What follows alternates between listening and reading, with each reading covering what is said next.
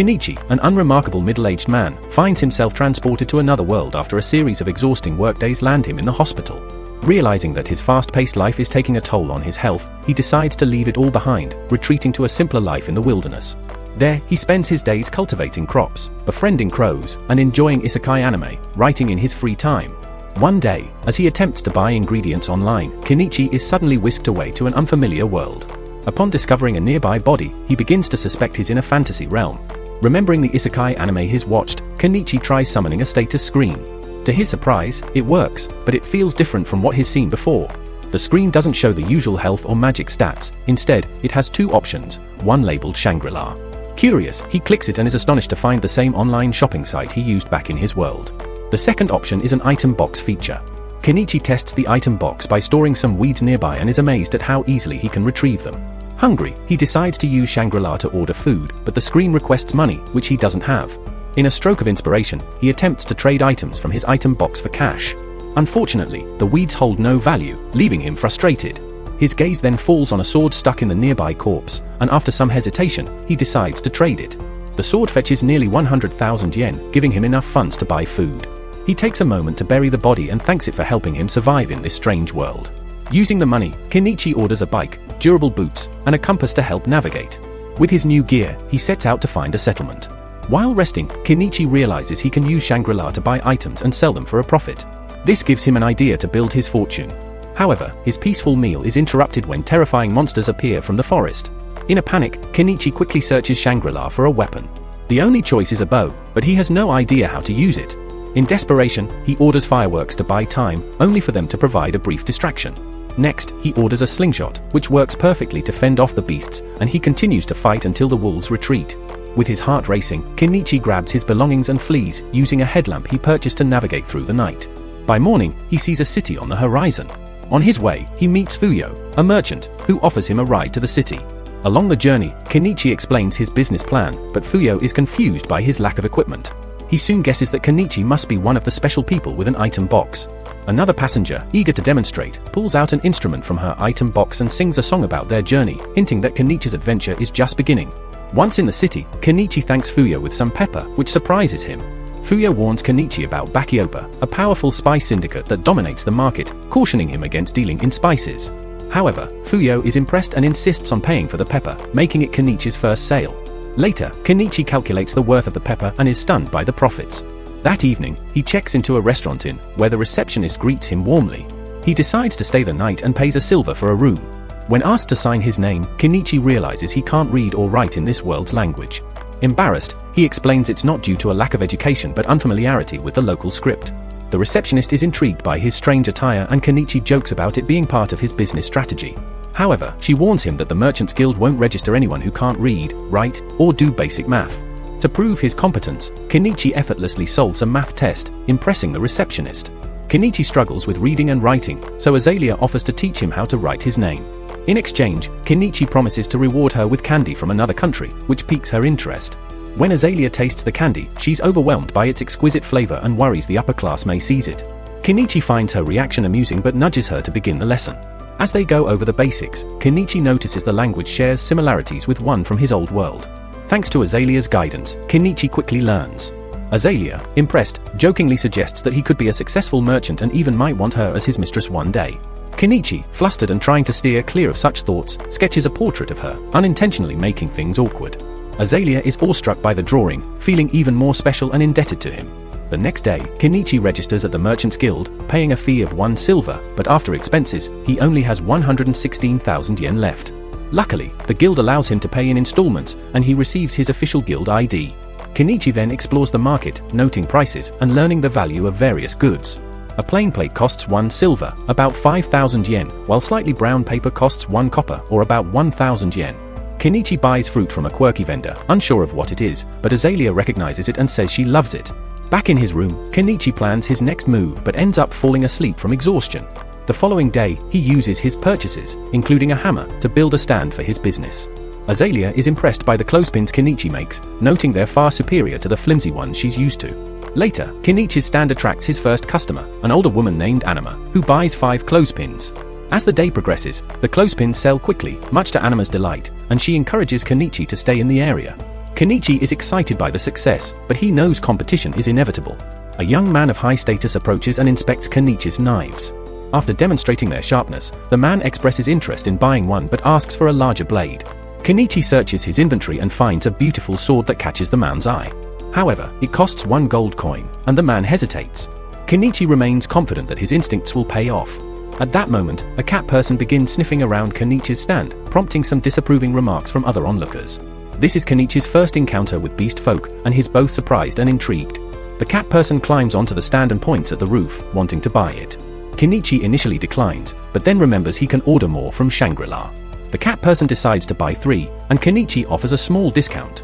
However, the cats don't understand basic math and have no copper coins. Kenichi steps in, calculating the total and showcasing his numerical skills. Initially skeptical, the cats are convinced when the blonde man from earlier vouches for Kenichi's accuracy. With the deal done, the blonde man also buys the sword. By the end of the day, Kenichi uses his earnings to pay for 5 nights at the inn, feeling more confident in his growing business. In a luxurious manner, a noblewoman admires a collection of clothespins her maid has purchased. Inspired, she decides to sell them through her family business and immediately seeks out her father to seize the opportunity. Meanwhile, Kenichi, in his humble home, prepares for a bath using a small tub he had recently bought. While browsing through Shangri-La, Kenichi stumbles upon drum baths and imagines heating one with fire to enjoy a relaxing soak. Amidst his shopping spree, a thought strikes him: how does the online store actually function? The light from the screen doesn't illuminate his surroundings, and he's puzzled about how packages are delivered. A nagging suspicion begins to form in his mind: could there be a supernatural cost, perhaps even his soul, to all of this? Deciding not to dwell on it, Kenichi dismisses his concerns. Elsewhere, a young girl, looking desperate, tries to catch a pigeon for her next meal. However, her quiet desperation is interrupted when a voice calls out, startling her. Panicking, she flees, silently hoping she won't be caught. The following day, Kenichi starts organizing his shop and decides to refresh his inventory. He adds some jewelry to his display, not valuable gems, but polished glass pieces that are visually appealing and could bring in some profit. While he arranges his items, Margaret, the maid from the day before, returns, asking to buy more clothespins. Kenichi is surprised when she requests 100 of them but proceeds with the sale after seeing that she has the money ready. As he packs the items, Margaret spots the jewelry and asks if they're real diamonds. Kenichi explains that they're just polished glass, but they're attractive enough to sell. Margaret admires their craftsmanship and asks him to set one aside for her, promising to return to purchase it later.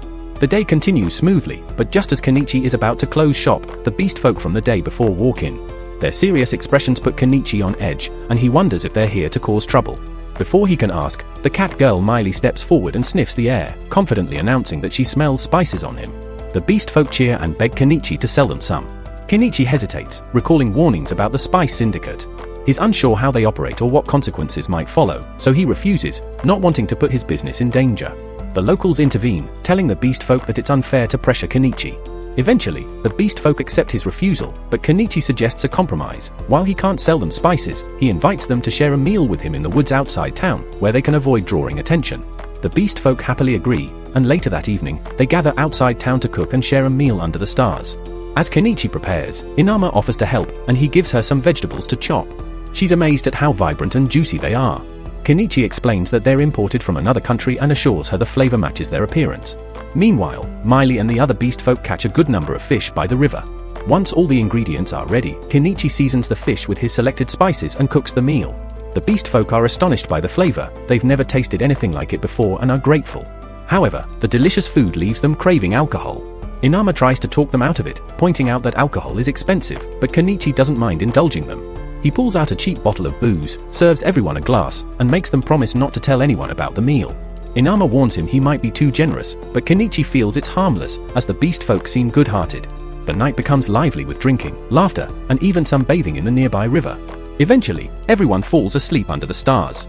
Miley, fond of Kenichi, sneaks into his bedroll, hoping to find more special spices. The next morning, Kenichi returns to the inn, where Azalea is visibly upset. She scolds him for being out all night, clearly suspicious of his activities. Kenichi tries to explain that he was simply spending time with some beast folk outside town. Azalea's trust begins to waver when she notices strands of cat fur clinging to Kenichi's jacket.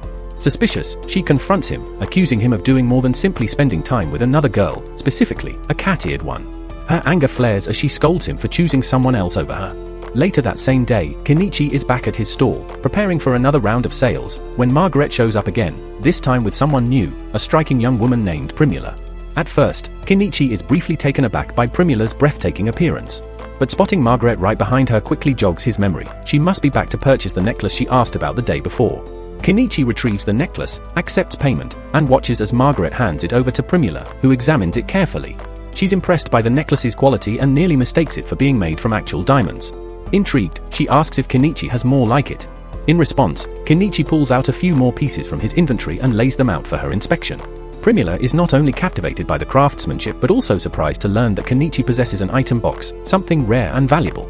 She introduces herself as the daughter of the Malo Trading Company's owner and expresses interest in introducing Kenichi to her father, thinking he might want to partner with him.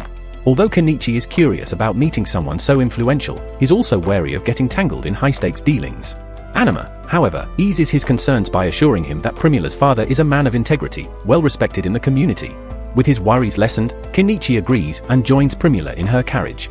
As they ride together, Primula shows Kenichi some prototypes her craftsman made of the clothespins he sells. While replicating the wooden part was simple, the metal spring proved to be beyond their skill. Kenichi understands their struggle, admitting that even he doesn't fully grasp how the tiny springs are manufactured, only that the process is incredibly delicate and precise. They eventually arrive at Primula's residence, and Kenichi is stunned by the sheer size of the estate. Primula humbly downplays it, explaining that while it may look grand, it's modest compared to the noble family's manors. Once inside, they're greeted by her father, Malo, a calm and charismatic man. After a brief introduction, Malo invites Kenichi to sit down and talk business. Once everyone's settled, Kenichi shows off his collection of accessories. Malo is equally impressed by the quality and is intrigued to hear from Primula that Kenichi owns an item box. Malo shares that he also possesses one and credits it as one of the reasons he was able to build his company from the ground up. He advises Kenichi to make the most of his item box, noting that it's a powerful asset. Though he notices Kenichi currently only uses it for storing merchandise, he sees immense potential. Then Malo cuts to the chase. He proposes that Kenichi become the official supplier for the Malo Trading Company. Kenichi had expected something along these lines and assumes Malo wants to buy his items at a low cost and resell them for a higher profit. But instead of dodging the question, Kenichi asks outright why Malo doesn't just do that. Malo responds honestly, saying he could, but it would be unethical and damage any potential long-term partnership. Moreover, by working directly with Kenichi, he gains a strategic edge over competitors who may try to form similar alliances in the future. Pleased with Malo's transparent approach, Kenichi listens as he's offered 50% of the retail price for his goods.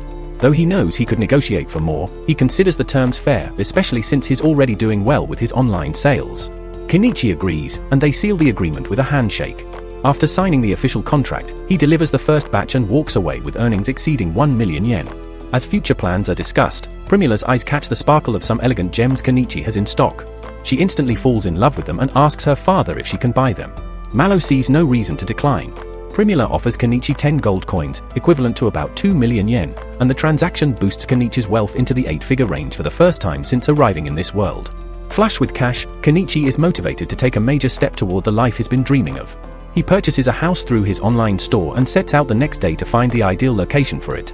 Leaving the city gates behind, he ventures into the forest. But before leaving, he informs Azalea of his plans. She's puzzled, wondering why he would choose to live in the dangerous woods when the city offers safety and stability. Kenichi assures her that he won't venture too far beyond the city limits, though she finds his behavior increasingly unusual. After a bit of scouting, he selects a promising site and begins clearing the area by purchasing a weed trimmer from his personal shop. Unfortunately, he's immediately hit with a familiar problem: fuel costs.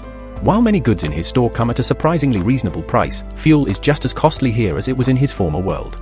With no choice, Kenichi forks over the money and continues clearing until he opens a path in and out of the forest. Next up are the trees. To deal with them, he acquires a chainsaw and starts chopping them down one at a time. After hours of grueling labor, he manages to cut down a decent number. However, when he attempts to stash the logs into his item box, he runs into an issue. The logs are too lengthy to fit. Irritated but resolute, Kenichi revs up the chainsaw again and cuts them down into smaller 10-meter segments that slide easily into the box. With most of the trees dealt with, only the stumps remain. As dusk begins to fall, Kenichi decides to wrap up for the day and tackle the rest tomorrow. The next morning, he returns, ready to finish off the stumps. He tries digging them out manually but quickly realizes the task is far too strenuous for one person. Rather than risk injury, Kenichi decides to buy a backhoe from his shop. When the enormous machine arrives, he's both thrilled and slightly horrified at having spent 1.2 million yen just to avoid hard labor. Still, as he considers the time and effort saved, the purchase starts to feel justified. Kenichi fires up the backhoe, only to be hit with another hurdle. It runs on diesel, and his shop doesn't carry it. Panic sets in. Was this all for nothing? Then it hits him, diesel can be improvised by blending kerosene with the right additives. Still, he knows if he gets the ratio wrong, he could destroy the engine. To be safe, he experiments with a diesel generator first. After mixing a small batch and filling the generator, he starts it up, and it works perfectly. Reassured, Kenichi plans to bring the backhoe back out tomorrow and finish the job. That night, another problem crops up. The forest is swarming with bugs, making it unbearable. Determined to fix this, Kenichi heads to a local magic shop the following day in search of insect-repelling magic stones. The store's wizardly owner greets him warmly and inquires about his origins. Kenichi explains he's a newcomer running a store in town and needs something to ward off bugs. The wizard offers the stones at 3 silver coins each, too steep for Kenichi's liking. He proposes a trade, 2 oranges in exchange for a discount. The wizard, intrigued by the exotic fruit, agrees to the bargain. Later, Kenichi chats with Inama, who tells him the wizard is famous for his magical expertise and makes a trustworthy ally. She then contrasts him with one of the area's most feared names, Shagar, the leader of a brutal bandit gang. His wanted posters cover the town, and a huge bounty sits on his head. That very night, Shagar strikes, ambushing a convoy transporting slaves, leaving the town on edge about his next move. The next day, Kenichi returns to the woods, excited to try out his backhoe. Any doubts fade away as he marvels at how much easier, and surprisingly enjoyable, the machine makes the job. With the stumps gone, he feels unstoppable in his quest to build a quiet life in the forest. Still, his enthusiasm is short-lived when he checks his account balance. The backhoe left a serious dent in his finances, prompting him to halt further projects for now and focus on earning more money. The next morning, Kenichi brings sugar to sell to Malo, hoping to turn a profit. But Malo explains that sugar and salt are classified as state-controlled resources and can't be legally sold by private vendors like Kenichi. Disappointed, Kenichi is about to give up until Malo shares some welcome news: his jewelry has become a huge hit. Curious about what else Kenichi might be hiding, Malo is impressed when shown the latest batch of creations.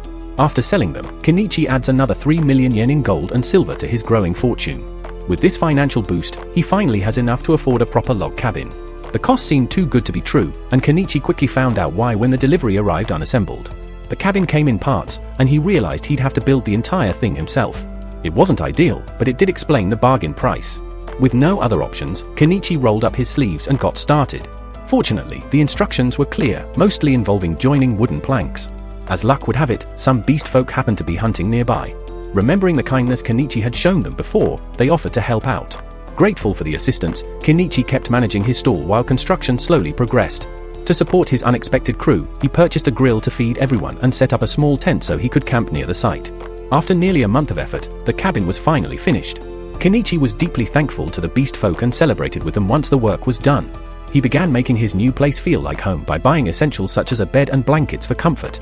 He also started planning future upgrades, like installing electricity, adding a fresh coat of paint, and reinforcing the roof. Over the following month, he made significant headway. Kenichi planted a garden with a strong fence and built a bathroom system that turned waste into compost. The toilet alone cost more than 200,000 yen, while the kitchen sink set him back another 30,000 yen. For power, he installed 20 solar panels linked to a battery array, costing nearly 400,000 yen in total. But his favorite addition was a drum-style bath he picked up for 25,000 yen. Even though it required hauling water from the river in gasoline containers, the luxury of a real bath made every drop of effort worthwhile. As he relaxed, Kenichi reflected on everything he had achieved. This was the definition of slow living, peaceful and self-sufficient, like a king in his own little domain. With a content smile, he declared his new life had officially begun. Later, he visited Azalea to tell her he would no longer be staying at the inn. She thanked him instead, grateful for his presence. The next morning, Kenichi headed out with a camera in hand, eager to capture the beauty of the wild. Life seemed perfect, but that peace was short-lived. During one of his walks, Kenichi unknowingly triggered a trap and was suddenly under fire from a barrage of arrows. He realized he was being attacked by beast folk who had noticed his presence in the woods. As they debated killing him, Kenichi felt the danger of this world hit home. Determined to survive, he went on the counterattack. Using a slingshot, he let loose several well-aimed shots, action movie style. Fireworks served as his next trick, startling the attackers. Then, he rolled out his backhoe, sending the enemy fleeing in panic. In the aftermath, he discovered a wounded cat struck by one of their arrows. The cat was clearly distressed and wouldn't let Kenichi near. Knowing it could lash out, Kenichi came up with a plan. He bought floor cushions and a protective neck guard. Once prepared, he carefully removed the arrow, disinfected the wound, administered antibiotics, and gave it painkillers. Worried it wouldn't survive on its own, he tried storing it in his item box, but it didn't work. Left with no choice, Kenichi brought the cat back to his home. There, he got it a pet blanket and set up a cozy recovery area. Still, the animal barely moved, leaving him unsure if it would make it. Hoping for help, he asked the old mage, who merely suggested skinning it for profit. Anama didn't have any answers either, but Miley offered a different take. She told him that bobcats were believed to be divine messengers and asked if she could see it. Returning home, Kenichi was relieved to find the cat had started eating.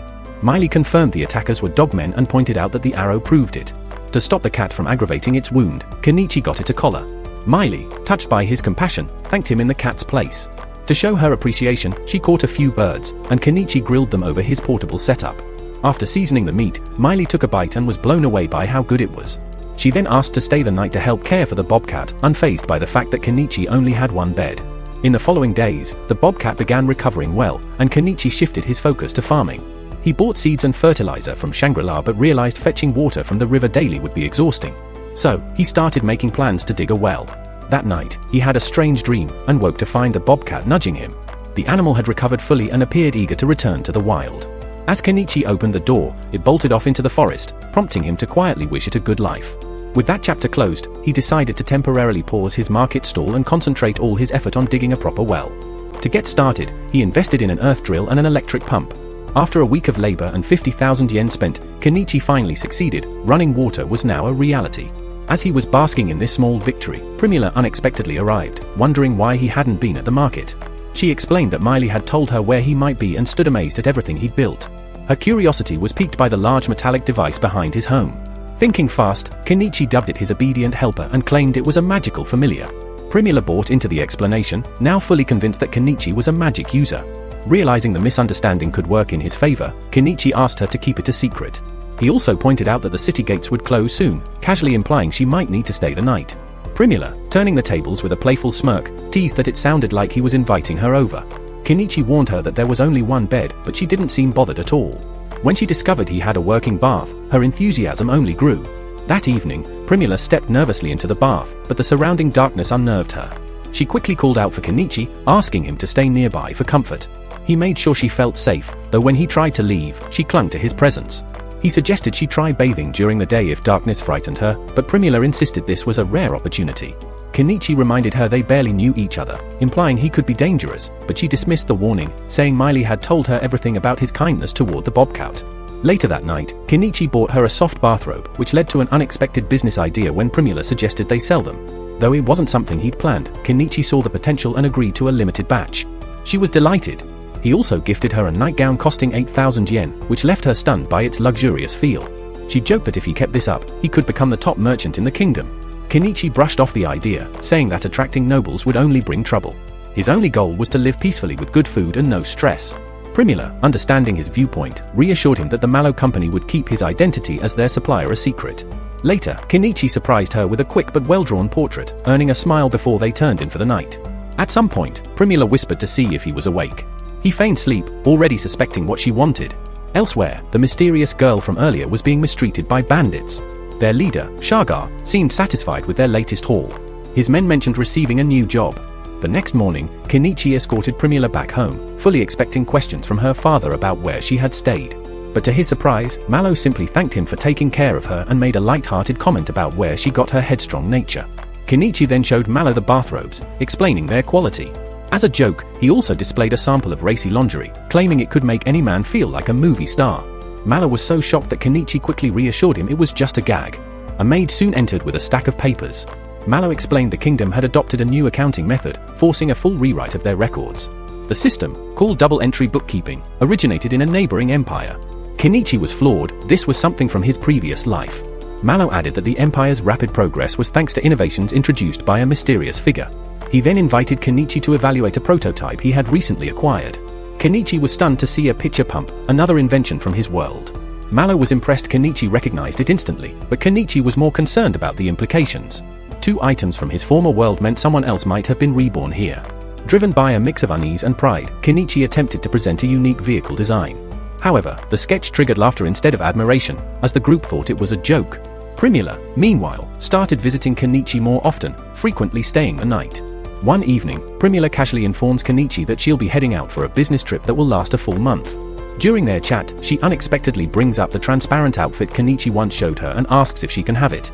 Kenichi, taken aback, jokingly assumes there's someone she wants to impress. Primula confirms his guess and adds with a smile that the person she's talking about is present right now. Kenichi, flustered, humbly thinks she's referring to him but quickly advises her not to fall for someone older, telling her to hold herself in higher regard. Still, Primula is firm, stating even her father is fine with her being around Kenichi. Though confused and mentally drained, Kenichi decides it's not worth arguing over and suggests they revisit the topic another time. Primula then asks if they can sleep in the same bed that night. Reluctantly, Kenichi agrees but is left puzzled about why someone like her would be interested in a guy like him. The following morning, Primula departs for town. Not long after, a man in armor shows up at Kenichi's place. It's the same one who once bought a sword from him. The man introduces himself as Paul and says he's following up on strange rumors about someone living deep in the forest. Paul then begins questioning Kenichi about his odd equipment and tools. Kenichi shrugs it off, blaming everything on magic. Paul, intrigued, asks if Kenichi is a mage.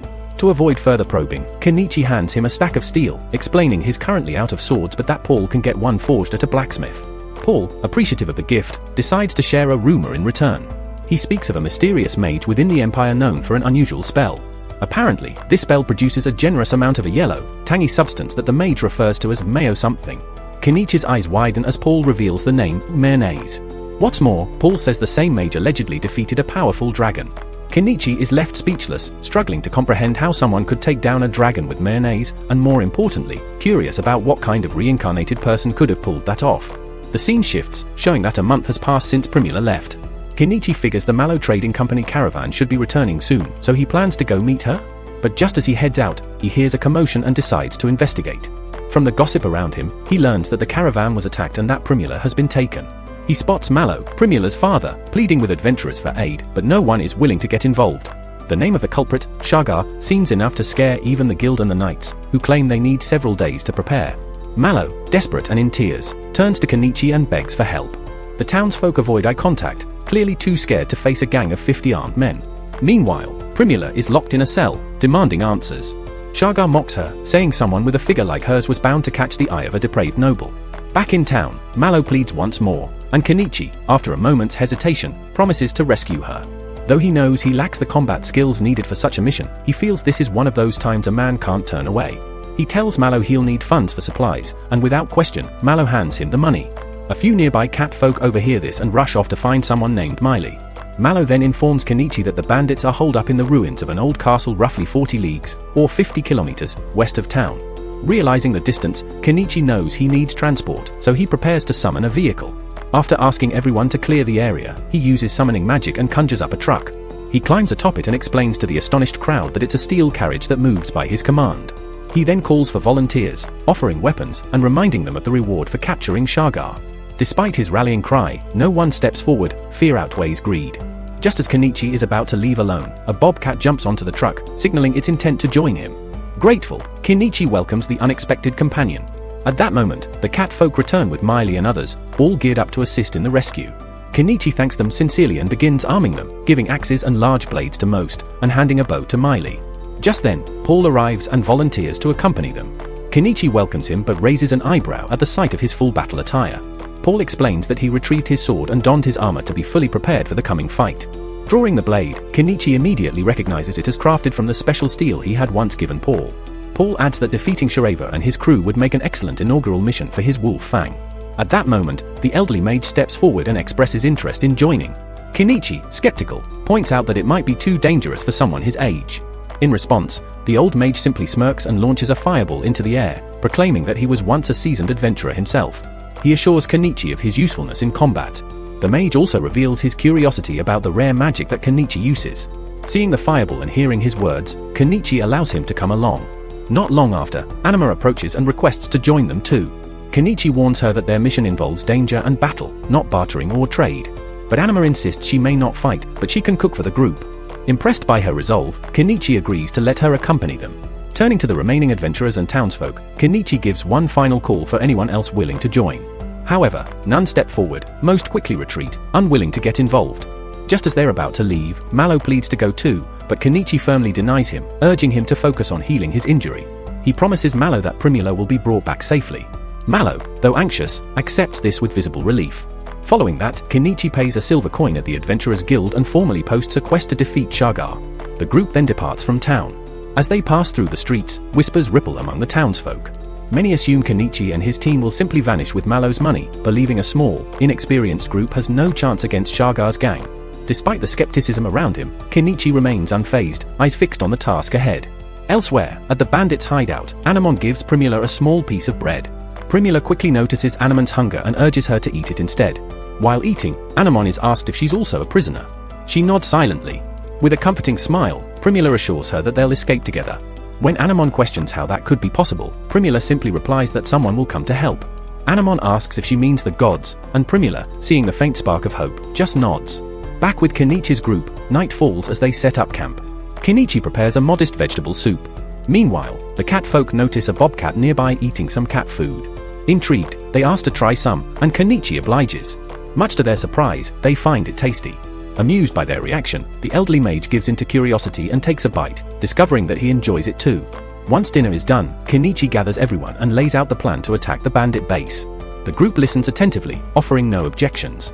Aware she might hold them back, Anemon volunteers to stay behind. Later, Miley advances to scout the enemy encampment using a transceiver Kenichi gave her. When she hears Kenichi's voice through it, she's stunned. He explains it's a magical device that allows long-range communication. The old mage, watching closely, remarks that even the Empire likely lacks such technology. Kenichi calmly tells him to pretend he never saw it. With the scout in position, Kenichi readies the others to move. Before departing, he speaks with Anima, telling her that if he hasn't returned by the next day, she must report their failure to the guild. She nods, understanding the seriousness of his words. As they near the enemy camp beneath the cover of darkness, Miley relays her findings, guards at the watchtower, and the rest of the gang inside drinking heavily. Kenichi sees the moment as ideal for a strike. Just before battle, one of the catfolk hands him a small nut. Thinking little of it, Kenichi eats it, only to realize it's laced with some strange substance. A wave of bliss floods over him, making him feel bizarrely cheerful just moments before the confrontation. Fueled by adrenaline and a mysterious compound now surging through his body, Kenichi jumps into his truck and signals Miley to handle the watchtower guards. The stationed lookouts spot the approaching vehicle, mistaking it for some bizarre beast, but before they can sound the alarm, Miley silences them with pinpoint shots. She hops back into the truck just as the old mage steps up and casts a powerful explosion spell, obliterating the castle gate in a flash of fire and force. The shockwave shakes the enemy camp, throwing the bandits into a frenzy of confusion. Impressed, Kenichi shouts for another blast, but the mage, drained of energy, apologetically shakes his head. With no time to waste, the team charges forward. The catfolk warriors tear through the disoriented bandits with deadly precision, while the knight eagerly tests his new blade. When a bandit lunges at Kenichi, the bobcat companion intercepts him, and Miley finishes the threat with a well-aimed shot. The chaos draws more bandits into the fray, but Kenichi is ready. With a devilish grin, he summons his backhoe and barrels into the enemy ranks like a man possessed. The hulking machine plows through the disorganized thugs, scattering them in panic. As his squad keeps the upper hand, it becomes clear these criminals are no match for them, mere bottom-tier raiders, unprepared for real resistance. While smashing through the camp with his machine, Kenichi corners a few fleeing enemies and demands Primula's location. As he maneuvers the vehicle into a quieter area, it inadvertently reveals a hidden underground cell, where Anemone and several captives are found.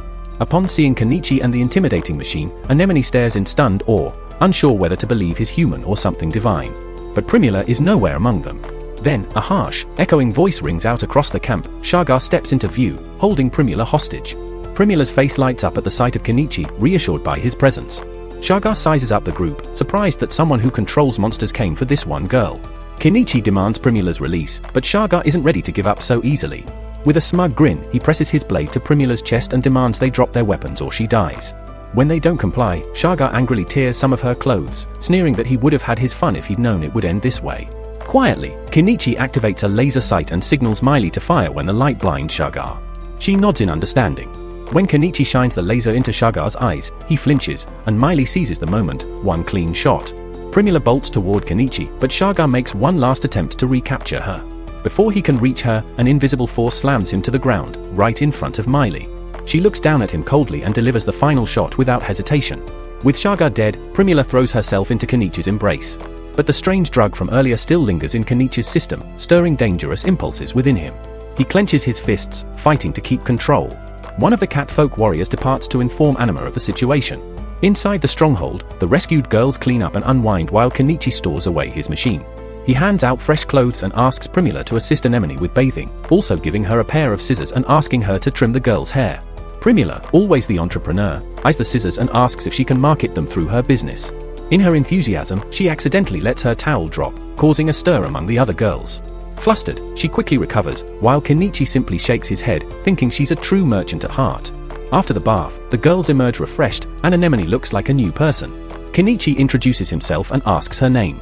As the group talks, the truth unfolds. Anemone was involved in the kidnappings. She hands a letter to Paul, and as he reads it, his face hardens. The letter reveals the Guild and Knights had been deliberately delayed by nobles meddling behind the scenes. Kenichi praises Anemone's courage for exposing this. Later, Anima arrives at the castle, relieved everyone is alive and safe. She notices Anemone's small frame and murmurs that the girl is about the same age her own child would have been. Kenichi is surprised and listens quietly as Anima explains that her child died during the plague. That night, with the camp finally secure and the danger past, Kenichi lies down, utterly spent. Kenichi couldn't help but recall the earlier talk about what to do with the bandit corpses, gruesome business, but fatigue smothered any deeper thought. He surrendered to sleep, ready to set out for Dahlia with the rising sun. The story transitions to Kenichi and his companions rolling back into town. Malo and the others are already waiting with anxious eyes. Their vehicle pulls up, and Malo lights up when he spots his daughter running toward him. She leaps into his arms, and the two share a heartfelt embrace, clearly grateful to be reunited. Malo notices her expensive-looking blouse and she quickly explains it was a gift from Kenichi. They share a brief laugh, knowing the garment would fetch a good price. Kenichi is no longer surprised. Somehow, business always creeps into their conversations, no matter the situation. Malo thanks Kenichi for saving his daughter, then asks whether the spoils are tucked safely into his item box. Kenichi confirms, prompting a brief flashback. The catfolk had previously requested he store the severed heads of the bandits inside his item box. Though a morbid request, they insisted it was necessary, not only to prove the bandits were dealt with, but also to help confirm their identities given the bounty involved. Kenichi found it odd, especially for a first-timer, but they assured him he'd get used to it. Miley had warned him the heads start to stink after a while, which made the item box the best storage method. Shrugging off the strangeness of this world, Kenichi did as asked and stored them away. Alongside them, he also collected all the valuables from the hideout, roughly 100 gold coins, and an assortment of rugs, pottery, gemstones, blades, and other treasure. Before they left the hideout, Kenichi offered the rescued girls a ride home. Some declined, revealing that their families and homes had been wiped out. Seeing an opportunity to help, he invited them to travel to Dahlia instead. He told them to decide, those who wanted to return home could do so, and anyone willing could join them. Dahlia was a large city with ample work, and Primula even pledged support from the Malo trading company. Kenichi then turned to Anemone, asking where she was from. She replied that her home was Yerup village. Primula noted that Yerup was about 800 kilometers away. Kenichi offered to take her there, but she gently declined. Anima speculated that Anemone had likely been sold off by her family to reduce the number of mouths to feed. Kenichi pressed no further and instead asked if she'd prefer to join them on the trip to Dahlia. She agreed. They resumed their journey, and Kenichi dropped off any girls who chose to return home. The travel spanned several days, but eventually, they arrived at their destination. Now back in the present, the focus shifts to the Adventurers Guild. The catfolk present Shargar's severed head to the guild receptionist, who recoils in horror. Another male staff member approaches, asking how many heads were collected. The catfolk struggle to give an accurate answer, their poor memory with numbers showing. Kenichi steps in, calmly stating there are 52 heads. The number shocks the onlookers in the guild. The catfolk guess it'll take the entire day to verify them all, while Kenichi leans back, letting them handle it. Soon, the old mage walks up to Kenichi, praising his spell-casting skill and the absurd storage capacity of his item box. He cautions that if nobles catch wind of what Kenichi has done, they'll likely stir up trouble. Kenichi simply replies that as long as nobody talks, he'll stay out of the spotlight. The mage nods, he's not one to gossip.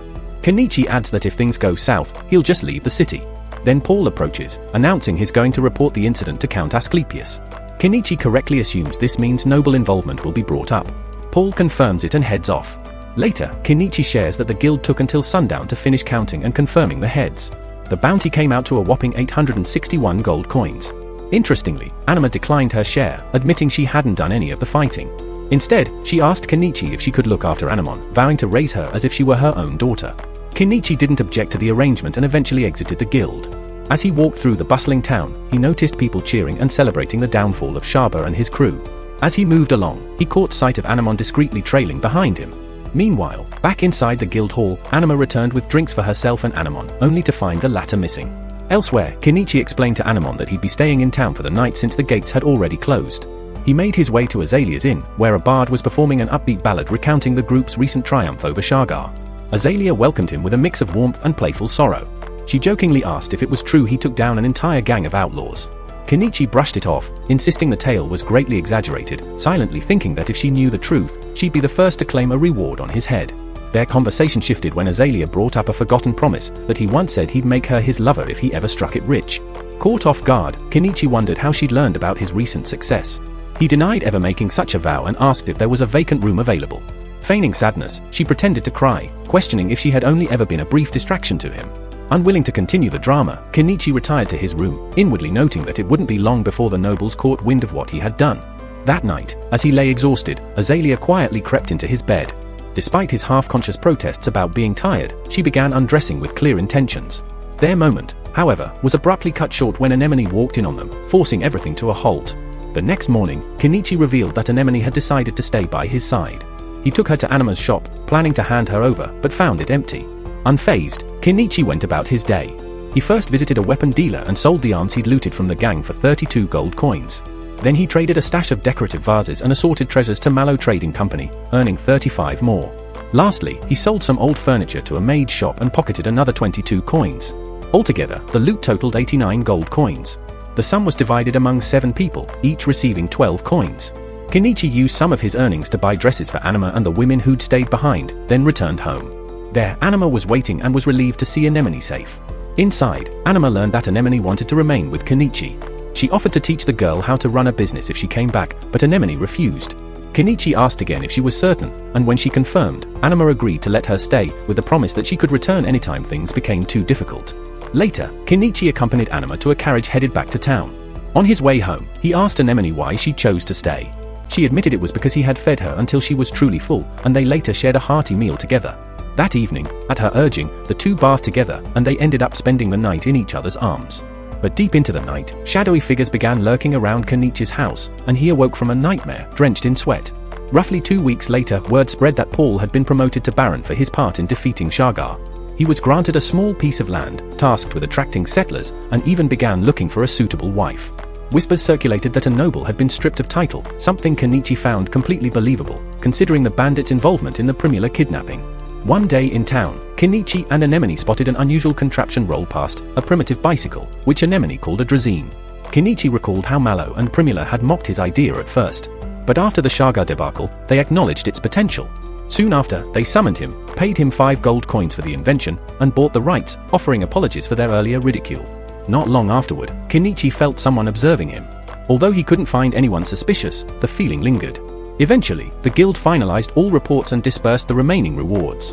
Kenichi used his portion to repay Malo for the earlier supplies he'd borrowed. The rest he shared with the women he had helped rescue. With only 1 gold coin left, he gave it to Anama, who then offered a fruit to Anemone. Just as they shared a brief moment of peace, Kenichi once again felt eyes on him. This time, he finally spotted the one following him. Gripping Anemone's wrist, Kenichi darted through the tight back streets, aware of a pack of pursuers hot on their heels. He weaved through alleys, toppling crates and barrels to slow them down. Just when it seemed he might get away, a carriage swung into his path, cutting off his escape. The group cornered him and demanded he board quietly, saying their employer wanted a word. Playing along, Kenichi calmly bought a bundle of firecrackers from a nearby stall and hurled them into the carriage and among the pursuers. The sudden explosions caused chaos, giving Kenichi the perfect distraction. He slipped beneath the carriage and emerged on the far side, unseen. Though they regrouped and resumed the chase, he managed to snatch a crossbow and used it to keep them at bay with a few convincing threats. Moments later, Malo pulled up and asked about the noise. Kenichi and Anemone climbed into his cart and explained the situation.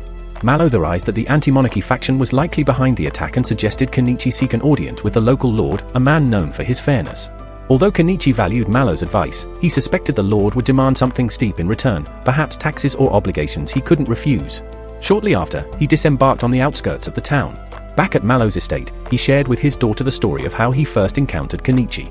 She recalled how they owed their family's newfound surname and status to Kenichi's invention. The lord had been so impressed by their mechanical creation, the drazzine, that he granted them a family name inspired by it. Thus, she became Primula ni Drazzine. Malo, with a serious tone, told her that their entire enterprise owed Kenichi a debt far greater than they could repay. The next morning, Primula prepared to head out. She thought back to her early impressions of Kenichi, just an old man with a small store, but as time passed, she realized he was wise and kind, and the quality of his inventions had brought them success and prestige. Grateful and fond of him, she tried hard to win his affection, even when it seemed he didn't notice. But when he risked himself to save her, she knew he cared deeply. That moment convinced her to follow her heart. Yet, when she went to his home, she found it, and the nearby fields, completely gone. Elsewhere, Kenichi was already riding out of town on a rugged bike. On his journey, he ran into Fuyu, and they took a moment to chat.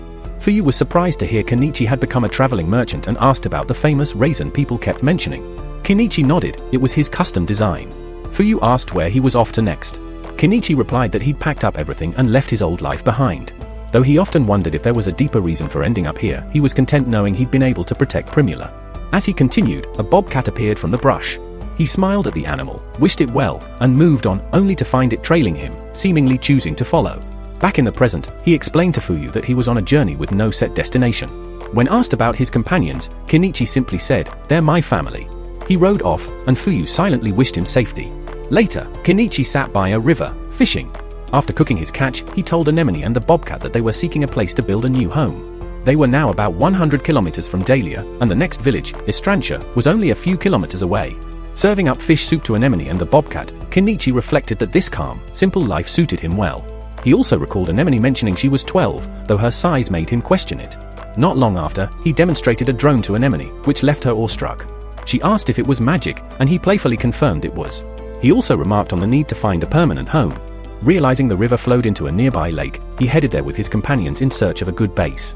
Once they arrived, Kenichi pretended to cast a magical spell to summon a house, and to Anemone's amazement, one appeared. With their new home established, Kenichi turned his thoughts to the bobcat's name. After some thought, he chose Vel, short for velvet. In the following scenes, he's seen teaching Anemone how to read and write, with her quick learning showing just how eager she is to grow. Kenichi proceeds to teach Anemone mathematics, but like most children, she finds it difficult to enjoy. While she's working through the problems, Kenichi starts thinking about alternative fuel options, as kerosene is becoming too expensive. He recalls a segment he once saw about biodiesel made from used cooking oil and decides to learn more. He buys a few books on the topic. Later, Kenichi is absorbed in reading the books when Anemone asks what he's doing. He explains his studying, and she expresses her desire to learn as well. However, he points out that the books are in a language she doesn't understand. Determined, she asks to learn, and Kenichi agrees to teach her Japanese. The next day, Kenichi is seen covering his solar panels with camouflage. He hears rustling from the bushes and prepares for a fight, suspecting a monster. To his surprise, it's Mayui, who jumps out with a grin, scolding him for leaving her behind. She explains she had to work hard to track him down. She then joins Anemone, and Kenichi announces that Mayui will stay with them from now on. During lunch, Kenichi asks Mayui if Dahlia has stayed the same since he left.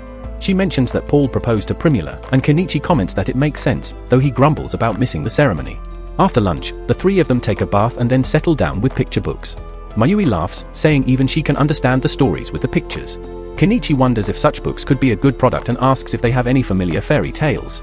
They list several, and Kenichi becomes curious about one called The Forest Elf. Anemone explains that the story is about an elf who falls in love with a human prince. Their love is opposed by both elves and humans, and the elf is killed. However, thanks to the fairies, she escapes and finds happiness in their realm. Inspired by the tale, Kenichi begins drawing for a picture book based on it. Kenichi uses a printing machine kit to make a copy of the book, and the girls are impressed. He binds the pages together and gives each of them a copy. They are thrilled to have their own little treasure. A boat soon arrives at their home, and Kenichi asks Mayui to take Anemone somewhere safe, suspecting there may be visitors. Mayui agrees, and Kenichi steps outside with a crossbow to greet them. The newcomers calmly instruct him to lower his weapon, revealing they are from Santanka, a village across the lake. Kenichi asks why they're here and if there are any laws against settling in the area. They assure him there are no such laws, but they were worried about bandits. Kenichi explains he's just a merchant but notes that he's well armed because he had to flee from his previous city. At that moment, a bobcat approaches and fawns over Kenichi. The beast man with the group laughs, saying there's no way Kenichi could be a bad person. The man in the boat introduces himself as Crouton, and the beast man is Namius. Kenichi also introduces himself, and Crouton reveals he once worked for the government in Estrantia. Namius looks around at Kenichi's home and remarks that it seems fine, prompting Crouton to apologize for doubting him. Noticing the picture books Kenichi made, Crouton buys one for his daughter. After a brief visit, they leave, and Kenichi enjoys lunch with the girls. Later, Kenichi is gathering herbs in the forest when Miley appears, full of energy. She playfully jumps on him and suggests they take advantage of Anemone's absence. Though Kenichi hesitates, Miley persuades him, and they end up spending time together in private. Afterward, Kenichi rushes out of his shed and jumps into the river, explaining the shed had become unbearably hot due to the work he was doing with diesel, a dangerous task involving toxic substances. Despite the danger, he succeeded. Kenichi notices Anemone looks upset, as he's been preoccupied with his work and neglected her. He suggests they create a new picture book together, but she remains silent. He then proposes they visit Estrantia, and Miley eagerly volunteers to come along. Anemone agrees to join, and they all set off toward the city, following Miley, who knows the way. As they approach, Kenichi decides to finish the journey on foot. Kenichi's first stop is the Adventurers Guild, where he tells the receptionist he wants to register at the branch. Both he and Miley present their guild IDs. The receptionist steps into a back room and returns shortly, wondering aloud if Kenichi is the one who defeated Shaba and Dahlia. Kenichi quickly tells her not to reveal his personal details, but when she doesn't understand, he insists she stay quiet. She agrees and finishes their registration, charging a silver coin for each. Afterward, the group grabs a meal. The girls are not impressed by the soup, as it lacks a proper stock after getting used to Kenichi's cooking. In response, Kenichi adds some bonito stock, and the dish finally wins them over. While eating, Kenichi notices suspicious figures lurking about and spots Croton heading down a narrow alley with his daughter. Choosing not to intervene, he continues observing the town until they come across the Snowflake tool shop. Miley explains the shop is run by an elderly mage, and Kenichi, intrigued, decides to enter. Inside, he spots something unusual and asks the mage about its use. The mage, offended by being called old, demonstrates the machine by adding water and wine. The machine processes the mixture and outputs 2 separate streams. Kenichi deduces it's a device for separating substances from a mixture and realizes its potential for producing biodiesel. When he asks about the price, the mage says it costs 5 gold coins, so Kenichi buys it. Soon after, Anemone enters with a grimoire, eager to purchase it. Kenichi's eyes brighten at the sight of the book and asks if reading it would grant someone the ability to wield magic. The mage confirms it, provided the reader has innate magical power. Kenichi examines the book and asks its price, which is 10 gold coins. He decides to buy it but is told the grimoire must be registered, so he is asked to return in a week. Later, as they make their way back, they encounter Nanyas, who hastily departs. Sensing impending chaos, Kenichi feels they should head home, but a scream from a nearby alley catches his attention. Rushing to investigate, he finds Krevin and his daughter being threatened by the same thugs he noticed earlier. At first, Kenichi tries to ignore the situation, but when Anemone asks if he isn't going to help, he can't ignore them. He tells Miley to look after Anemone, buys a mask to conceal his identity, and confronts the thugs. The thugs demand to know his intentions, and Kenichi sternly warns them to leave Krevin and his daughter alone, or he'll use magic against them. When they refuse to back down, he intimidates them further by hurling firecrackers and threatening to blast them from the inside. The thugs flee in fear. Although Krevin and his daughter are initially shocked by his display, Kenichi reveals his true self and calms them down. Shortly after, Nanyas returns, relieved to see they are safe. Krevin thanks Kenichi for saving them, and Kenichi asks about the attackers. Krevin reveals they were thugs from Zutera, a notorious spy syndicate, men he had arrested during his government service. They've been targeting him ever since. Krevin's daughter then asks if these are Kenichi's friends, and he explains they were the ones who sold him the picture book. The girl excitedly thanks Kenichi for the book, and Anemone adds that she helped create it. This sparks Mary's interest in making a book too, and Anemone becomes equally enthusiastic about collaborating. The two bond quickly, and Kenichi feels a sense of warmth seeing Anemone make a friend her own age. Later, Krevin's family visits Kenichi and Anemone, and they spend the day together enjoying activities. By evening, they say their goodbyes. From then on, Anemone and Mary begin visiting each other daily, collaborating on a picture book about Cinderella. However, things take a turn for the worse when Krevin arrives at Kenichi's house, clutching all his life savings and urgently asking for help. His daughter has fallen ill with a severe cold, a local disease that's so deadly most victims don't survive the night. Miley suggests that Croton visit the old lady mage for her healing magic, but Croton lacks the funds for her treatment. Instead, Kenichi provides him with a children's cold remedy and tells him to give it to Mary, leaving the remaining costs on himself. Croton leaves, and Kenichi heads out on his bike. Later, the old lady mage checks on Mary and diagnoses her with chicory fever. She informs them that her healing magic won't work on this illness, and it can only be cured with chicory flower seeds, which grow near the spring that feeds the river. Determined, Kenichi decides to gather the seeds, and Croton offers to join him. Kenichi warns that the journey will be dangerous, but Croton insists he won't slow them down. Nehanas also decides to join the expedition. The old lady mage reminds them that the seeds must be brought back by morning. With urgency, the group sets out, unaware that the thugs from earlier are secretly watching them, anticipating a more interesting turn of events. Upon reaching the river's source, Nehana senses something approaching. The group tenses, but it turns out to be Vel making her entrance. Kenichi purchases a boat to navigate the river and secures a chicory flower seed. Croton thanks him, expressing hope that this seed could save his daughter. As they continue, both Nehanas and Vel spot something disturbing on the horizon. Kenichi realizes that a pack of black wolves is approaching, and he decides to confront them. He summons 2 swords, one for Croton and one for Nehanas, and tells them to rush back to Mary while he deals with the wolves. Though they hesitate, Kenichi insists that Mary's life is in danger if they don't hurry. Kenichi engages the wolves with fireworks, chasing them off as Nehanas and Croton attempt to escape. However, the wolves begin to chase them instead. The group notices the goons from earlier nearby, and it becomes clear that someone is controlling the wolves. The bobcat, with its sharp senses, picks up the scent and emerges from its hiding spot. Kenichi spots a flute belonging to the Dodman, realizing he's the one controlling the wolves. He urges Nahanas and Crowton to flee, and they do so. The Dodman scrambles to retrieve his flute and attempts to command the wolves, but Kenichi believes the wolves won't outrun him, a catman. To their surprise, the wolves resist the Dodman's commands, as their instincts sense something ominous. Suddenly, a massive shadowy beast emerges from the shadows and swiftly takes down the Dodman. The goons scatter in fear, but Kenichi, ever the fool, stays to watch the chaos unfold. As the beast advances, Kenichi fires his crossbow, and at that moment, the bobcat leaps onto the beast, distracting it while Kenichi launches a barrage of fireworks. The beast catches the fireworks in its mouth, and the explosions weaken it. Not to be outdone, Kenichi summons his Bako and delivers a crushing blow to the beast's head, bringing it down. After the fight, Kenichi sees the Dodman unconscious on the ground. He then heads back to Crowton's house and inquires about Mary. He learns that she's recovering, and Crowton and his wife thank him for saving her. Though Kenichi downplays his heroics, he admits it was a welcome change. Later, he pulls Crowton aside and tells him that he spared the Dodman's life, making him promise never to harm Crowton's family. The Dodman agreed but warned that he couldn't control others with grudges against them. Kenichi urges Crowton to relocate his family for safety, suggesting they move to Paul's recently established domain. Kenichi even offers to write a letter of recommendation, using his connections with the Baron. Crowton is excited about the prospect but asks for time to consider the move. Kenichi understands that leaving one's homeland is not an easy decision. The next day, when Kenichi returns home, Miley is furious that she wasn't included in the adventure. Kenichi explains that he simply didn't have time to bring her along and needed someone to look after Anemone. Miley eventually accepts his explanation, and Anemone expresses heartfelt thanks for Mary's rescue. A few days later, Crouton and Aeneas leave for Paul's barony, while Crouton's wife and daughters stay behind since Mary is still unwell and plans to join them later. Later, Miley's keen sense of smell detects the Dogman from earlier lurking near their house. He comments on the relief of Crouton's departure, recalling how he warned them about the grudges some people still held against him.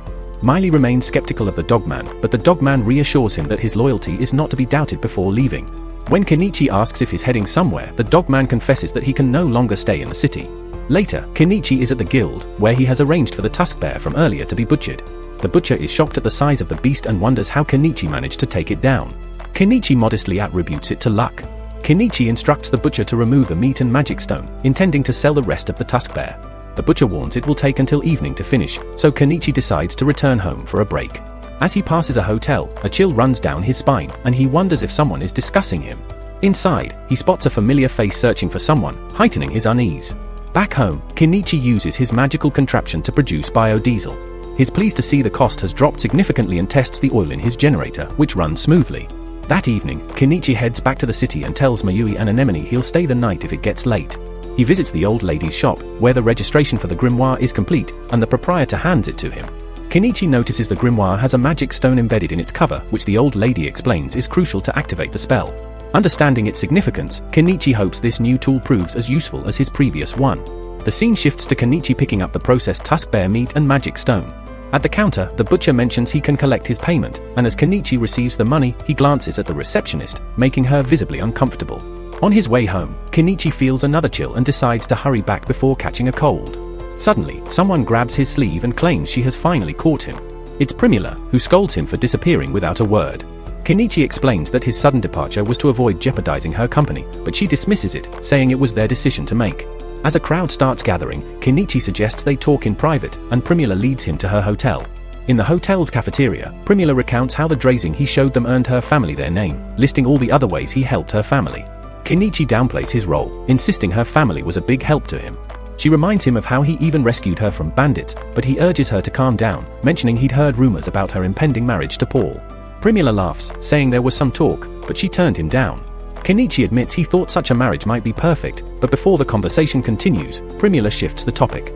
She brings up how both Anemone and the old mage were upset with him for leaving without saying goodbye.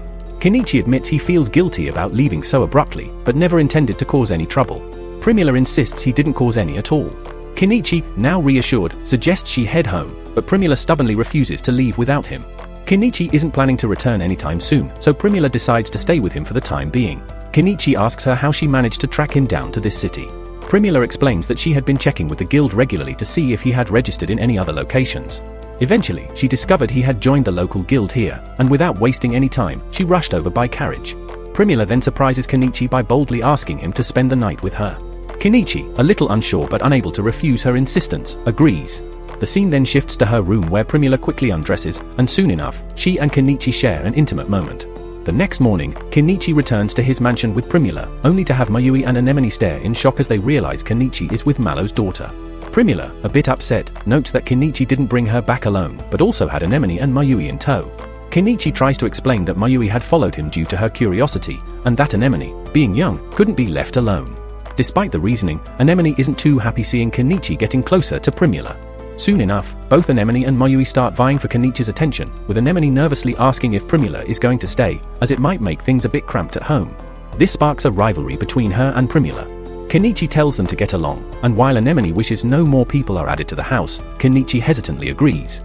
Primula, noticing Vel the bobcat, is surprised since she expected Kenichi to bring her. He explains that Vel followed him too. As tensions grow, the group argues about who gets to sleep closest to Kenichi. To calm things down, he decides to take a bath, mentioning that he even bought an extra tub due to the new additions to the family. We see Kenichi bathing alone in one tub, while Mayui and Anemone share another. However, Anemone insists on joining Kenichi in his tub, and although he hesitates, they end up bathing together. Eventually, Primula joins them, but feeling too shy, she opts to bathe alone. Kenichi reassures her that she can have a private bath later, but Primula, afraid of bathing alone at night, chooses to join Mayui. After the bath, Kenichi attempts to cast a fireball spell from a grimoire he acquired, only for it to fizzle out. Just as he's about to give up, Anemone recites the spell for fun, and to everyone's surprise, a fireball erupts in the middle of the house.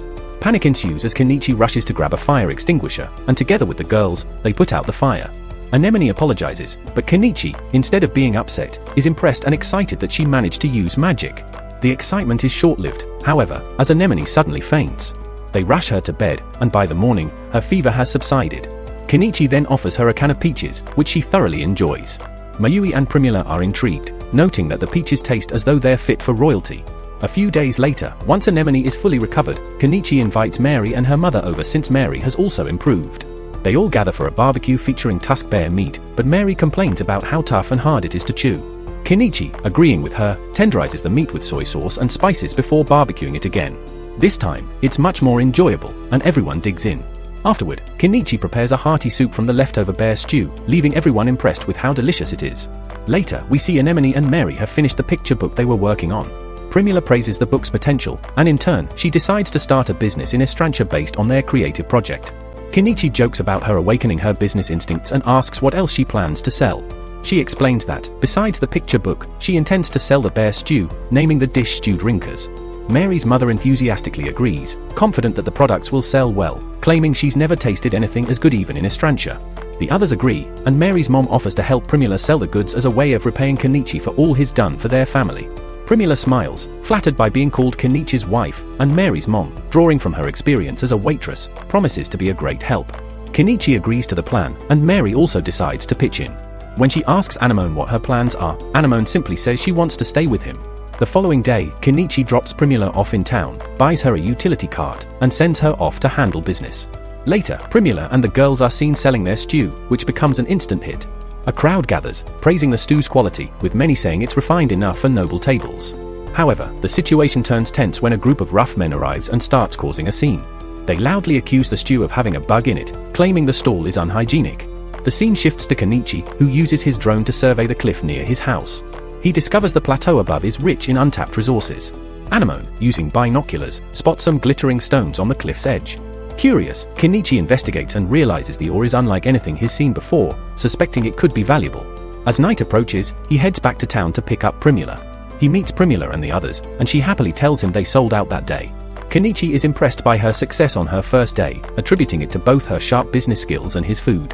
He asks about the beast woman with her, and Primula explains that the woman saved them when some troublemakers tried to ruin their stall. The beast woman had seen the men tampering with the stew by adding a bug and pointed it out. When they denied it, she cleverly suggested they still had bugs in their pockets as proof. The men, realizing they couldn't win the argument, left. Primula then reveals that she hired the beast woman as her bodyguard. Kenichi thanks her for her help, but the beast woman, with a sly grin, reveals that the encounter worked in her favor since Primula rewarded her with a small silver coin just for giving the troublemakers a stern look. She introduces herself as Nyamina, and Kenichi introduces himself in turn. Returning home, Meili and Anemone welcome him but are surprised to see another woman with him. Kenichi explains that Nyamina is Primula's new bodyguard. Meili is relieved to learn that Nyamina isn't one of his romantic interests, and Kenichi adds that Nyamina is only there because Primula wanted to treat her to dinner. The bobcat greets Kenichi at the door, and Nyamina is taken aback by its appearance. That evening, Naomina praises the dinner, though she jokes that it would be perfect with wine.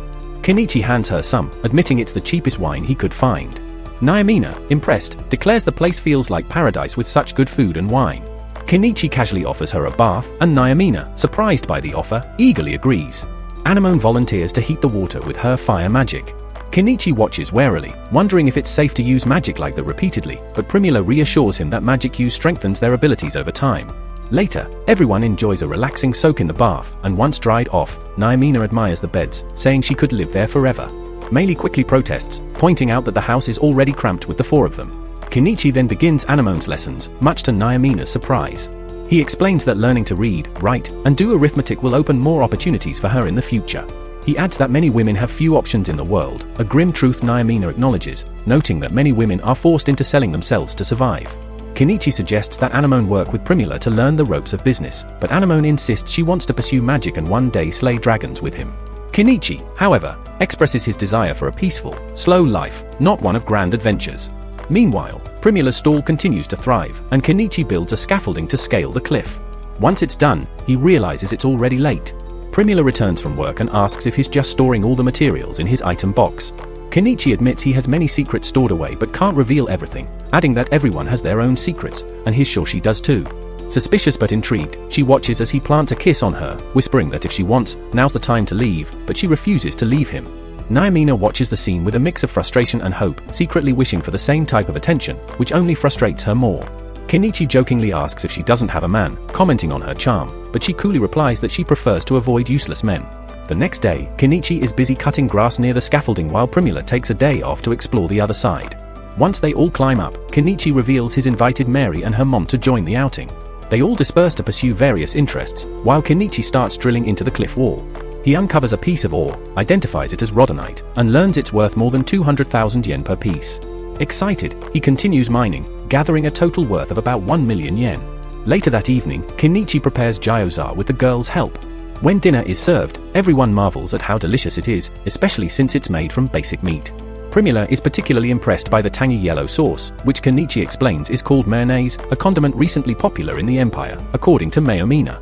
She adds that it was created by a mage using magic, which makes Kenichi think of the genius behind innovations like double-entry bookkeeping. As they continue eating, Kenichi wonders if the mage is also enjoying gyoza, and Primula asks if he used magic to make it. He insists that it's just a simple recipe with vinegar, eggs, and oil. Surprised by his down-to-earth method, Primula begs him to teach her the recipe, and he promises to do so later. As they enjoy the meal, Primula mentions she'd like to sell the gyoza at her stall. Kenichi reminds her of the labor involved, to which she responds that she could always hire extra staff. Kenichi smiles, acknowledging her merchant skills. Not ready to stop, Kenichi decides to cook a steak. Naomina takes a bite and exclaims it's delicious, but then catches a distinct aroma. Kenichi reveals it's wine, and she eagerly requests a taste. He warns her that it's potent, but, unable to resist her pleading, he pours her a generous gulp. Before long, she's completely drunk and clinging to him. Mayole disapproves of the scene and drags Naomina away, but Naomina reassures her she's not after Kenichi, even asking if she can stay with the group. Mayole refuses sternly and orders her to leave. Kenichi steps in, reminding Mayole to be considerate, as Primula still needs her as a bodyguard. Though Mayole remains wary, Primula trusts Naomina and agrees to let her stay, knowing her interest is strictly in the food, not Kenichi. Later, Naomina sets up a room in the shed and asks Kenichi if she needs to pay rent. He tells her she doesn't, and when she teasingly asks if he's trying to tame her, he laughs it off, saying he just wants her to help Primula. As Kenichi turns to leave, Naomina leans in and jokingly asks if he won't do anything after spending a room alone with her. Just as things seem to escalate, Mayole steps in, diffusing the tension before anything inappropriate happens.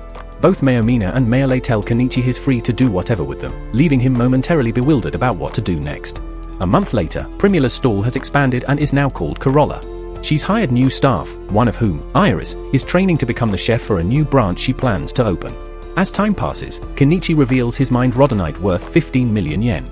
He also mentions that Anemone has started gathering herbs on the plateau, while Mayole and Naomina have made the area their personal hunting grounds. Soon, it's announced that Corolla has rented a warehouse in the city and begun preparing their products there.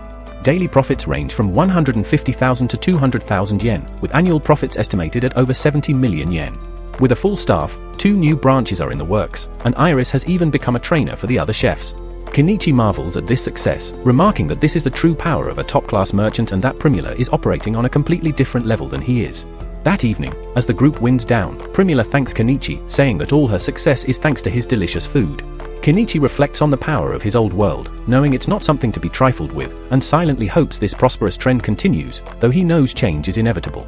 Elsewhere, the Queen is in conversation with Princess Lilith. The Queen informs Lilith that the bandits near Dahlia have been dealt with, seemingly by a mage capable of summoning iron beasts. Lilith observes that such a blow to the royalist faction must be significant, wondering who could have summoned such creatures. The Queen reveals that the mage has settled in Estrantia, a surprising development that piques Lilith's interest. She hints that spirits must have guided him there, suggesting that something important is about to happen in that region. The next day, Primula meets with Mr. Eupatorium's wife, Canon, and they chat warmly about her father's successful business and trade ventures. Meanwhile, Kenichi visits the old witch to buy a book on explosion magic, and as a gesture of kindness, the old witch gives Anemone a book on household magic. Later, while spending time with his friends, Primula tells Kenichi that Lady Canon is looking for an elegant brooch. During a trip to Dahlia City, Canon had seen some beautiful brooches from Malo's company but had left dissatisfied. In response, Kenichi hands Primula a carved stone with the image of a woman on it, and Primula is struck by its resemblance to Canon. Kenichi tells her to present it to Canon, explaining that he crafted it specifically for her. The next morning, Mail informs Kenichi of recently discovered dungeons in the area, details she had previously kept secret from Naimina, who she doesn't get along with. Anemone then expresses her desire to join the expedition, and Kenichi agrees. As they venture into the dungeon, the group is amazed by its beauty, and Kenichi snaps some photos with his camera. They come across several shimmering crystals, and Kenichi uses a rocket tool to collect them, hoping they'll be valuable. Suddenly, a giant spider emerges, and they prepare for battle. Kenichi shoots his crossbow, but the bolts don't seem to work. Mail aims at the spider's eyes, weakening it, and Kenichi tells Anemone to use her magic on the eyes, but fear stops her, and the spider attacks. The group retreats, and outside, Anemone apologizes for her hesitation. Kenichi reassures her that she's still too young for such dangerous tasks. That night, while relaxing in a hot spring, Nimine expresses her anger about not being informed about the dungeon trip. Kenichi announces plans to return for more crystals, and this time, Nimine insists on joining. Primula has a few days off, so Kenichi agrees.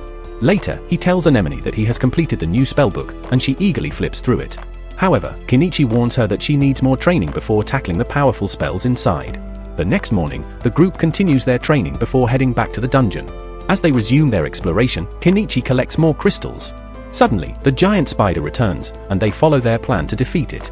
The girls throw poison to disrupt the spider's web spinning, and Anemone casts a fireball that completely burns it. But the battle isn't over. Another spider appears, and a fierce fight ensues. This time, they discover that the larger spider is female, likely the nest guardian. Kenichi deduces that without food, the female will eventually starve. The group attempts to leave, but the female spider blocks their path. The girls throw poison, and Anemone casts spells, but the spider keeps attacking. Kenichi quickly thinks of a solution. He buys a bulldozer and, with Anemone at his side, charges at the spider. Kenichi swings the bulldozer's shovel with all his strength, but the spider clings to the metal, even trying to climb it. Anemone casts a spell to knock the spider off balance, giving Kenichi the opening to deliver a final, crushing blow with the bulldozer, ending the battle.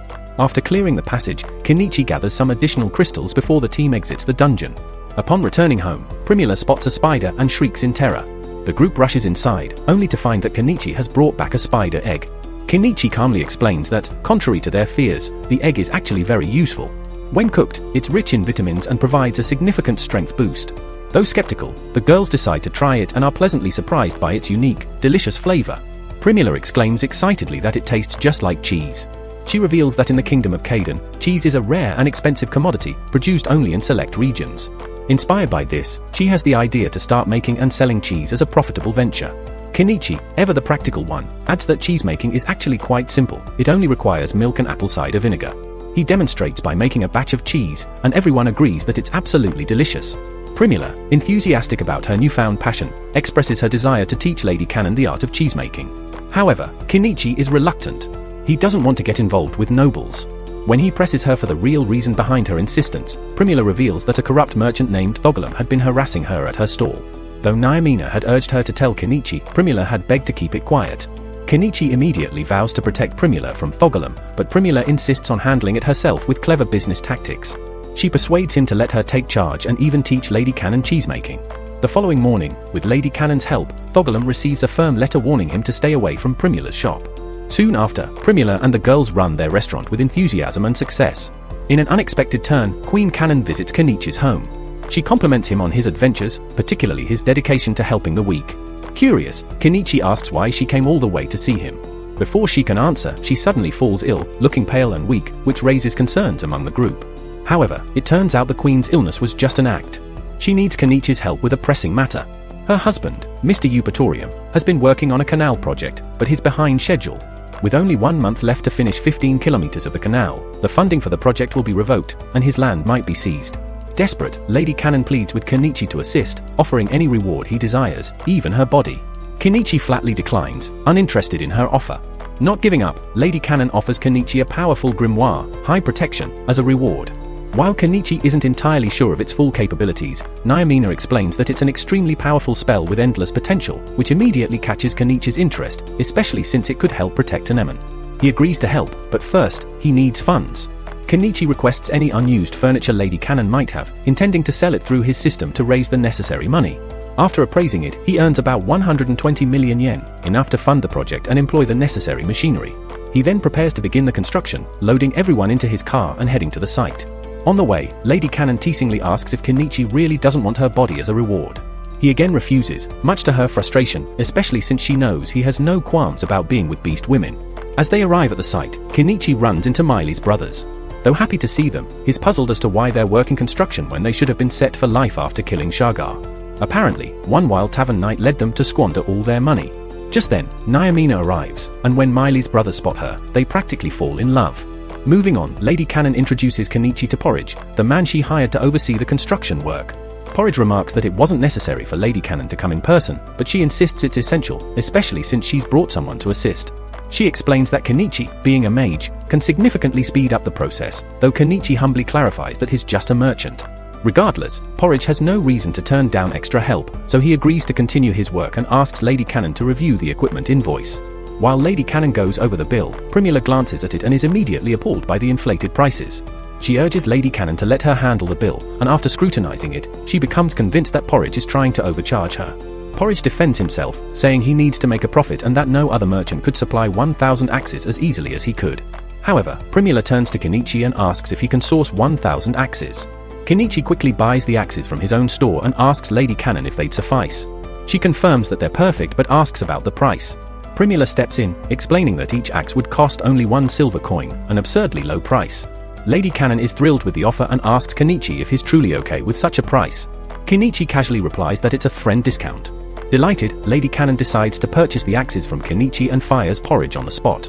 Furious, Porridge reminds her that he represents the Thogolan Trading Company, and defying them could have severe consequences. Kenichi recalls that Thogolan was behind the trouble at Primula's stall and holds such influence that even the Lord occasionally seeks his help. Crossing him could lead to more issues. With that matter settled, attention shifts back to the canal construction. Kenichi knows that his backhoe will be used extensively and will require plenty of fuel. He pours 3 basins of fuel and within moments, work begins in earnest. The machine proves invaluable, completing in minutes what would have taken hours. After a long day's work, Kenichi prepares a hearty meal and offers it to Lady Cannon, who is surprised by how delicious the food is, considering they're in the middle of the forest. Noticing Male's brothers eyeing the food from a distance, Kenichi invites them to join, but they aren't the only ones hungry. Most of the workers have come to the site from the city, and the tavern there is too far and too expensive to visit regularly. Feeling sympathy for the workers, Primula comes up with a plan and asks Kenichi if she can use his recipe to cook meals for everyone. Of course, she plans to charge a fair price, but it will still be affordable. The workers are ecstatic about the nutritious food, and the meal quickly becomes a festive event, which Lady Cannon finds delightful. Later that night, Kenichi sets up a makeshift bath for everyone and invites Lady Cannon to use it. She's amazed at how he's managed to create a proper bath in the woods. But just as Kenichi is about to leave, Lady Cannon grabs his arm and insists he join her. Kenichi hesitates because of his commitment to Primula and Anemone, knowing he can't indulge in moments like this. Lady Cannon, however, admires how much Kenichi cares for his family, something she never had with her own family, who were more concerned with her marriage than her individuality. Kenichi sympathetically comments that it sounds sad, but quickly adds that it's none of his business and hurries out of the bathroom before Lady Cannon can make another attempt.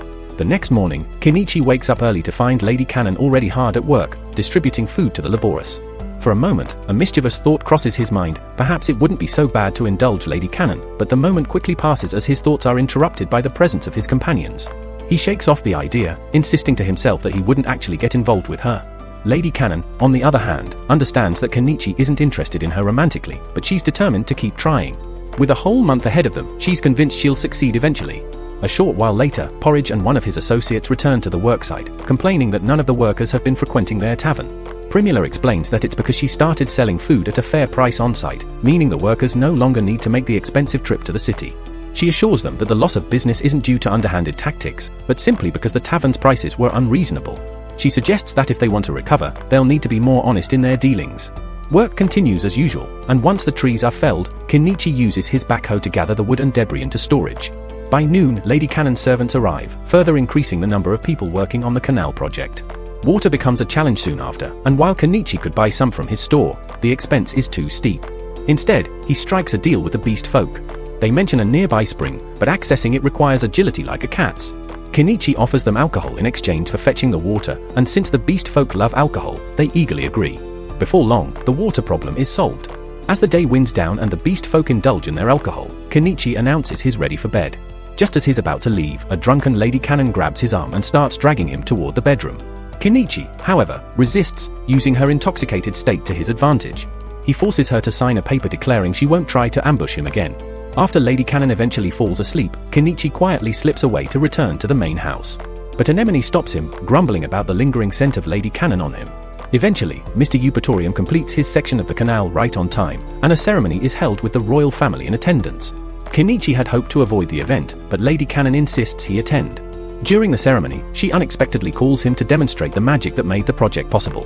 Reluctantly, Kenichi summons his backhoe and shows off a skill that stuns the crowd as he balances a log with precision, leaving them wondering where he learned such a feat.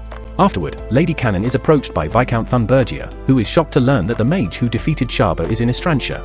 He had expected Lady Cannon to lose her land and flee, but she laughs at him, remarking that his comment is nearly as ridiculous as his mustache.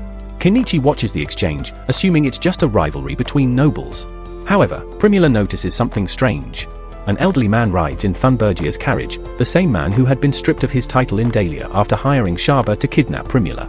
The next day, Kenichi meets with Mr. Eupatorium, Lady Cannon's husband, who wants to personally thank him for his help in completing the project. He admits he hadn't been diligent about managing his land before, but after nearly losing it, is determined to turn things around. Mr. Eupatorium also mentions finding one of the pictures Kenichi sold earlier and is eager to learn how he created it. Kenichi proceeds to demonstrate the entire printing process, and Mr. Eupatorium listens intently, amazed. But little does he know that the man teaching him is the same one who has his wife pining for his damned cucumber. After the lesson, Mr. Eupatorium shifts the conversation, expressing interest in hiring Primula to manage Estrantia's finances. Primula is grateful but asks if she can involve her father for support. Mr. Eupatorium, aware of Malo's influence in Dahlia, agrees but hesitates. Establishing ties with Malo could provoke Thogalum into action, which could complicate things. Kenichi, having heard much about Thogalum, wonders why Mr. Eupatorium doesn't just expel him from Estrantia, given that he's unpopular. Embarrassed, Mr. Eupatorium admits that the budget simply can't support a knight order, and facing Thogalum's forces would be disastrous. Lady Cannon intervenes, assuring her husband that they stand a fighting chance, thanks to Kenichi's magical machine and his friendship. Although Kenichi doesn't want to get involved in such conflicts, he agrees to help if things escalate. Later, Kenichi and his team return to their original location, working to restore their house and securing the high protection grimoire Lady Cannon promised. Anemone will soon begin her spell training, but for now, everyone gathers for a relaxing bath under the stars. As they do, Nyamine casually mentions that Anemone's impressive magic skills must have come from her mother. Kenichi nods thoughtfully, then asks Anemone if she knows anything about her biological mother. She sighs wistfully and admits that she doesn't have any memories of her real mother, as she was raised by a kind woman on the streets after her mother passed away. Anemone confesses she doesn't feel the need to search for her family, as she has found happiness living with Kenichi and doesn't want to disturb that bond. The following morning, Kenichi and Anemone visit an elderly wizard who specializes in registering high protection spell books. As Anemone eagerly flips through the pages of the ancient book, Kenichi inquires if the old woman has heard of a gifted mage who died in the streets 10 years ago. The elderly wizard, understanding Kenichi is seeking information about Anemone's past, recalls a black-haired mage known as the Silver Armeria, who mysteriously disappeared a decade ago. According to the wizard's records, Armeria was the previous owner of the very high protection book in Anemone's hands, a coincidence that piques her interest. With a touch of humor, the old woman warns Kenichi not to waste his time searching for Anemone's family, hinting that it's obvious Anemone has feelings for him. Taken aback, Kenichi insists that he is too old for her and that she is like a daughter to him. Soon after, Kenichi, Anemone, and Mila head home. On the way back, Anemone attempts to practice casting the high protection spell. She manages to create a weak barrier that shatters almost immediately, causing her to collapse in frustration.